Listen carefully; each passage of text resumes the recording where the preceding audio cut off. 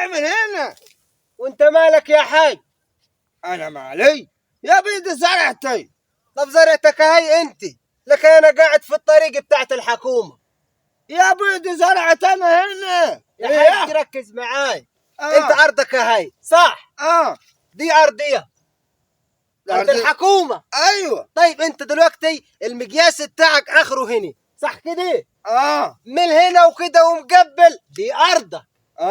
ودي ارضية، ارض الحكومة. ايوه. خلاص انا هحش في ارض الحكومة، انت روح عدي من الناحية دي، عدي على ارضك.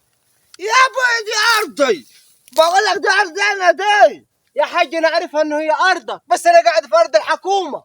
قاعد في ارض الحكومة؟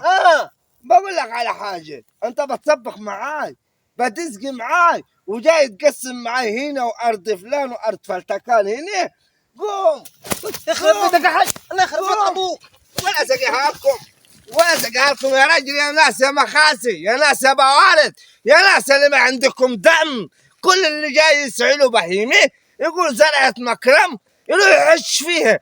ما لي البلد دي، البلد دي الماكله، كل واحد شغال يوكل بهايمه فقيس. الله يخرب بيوتكم، سايبها لكم.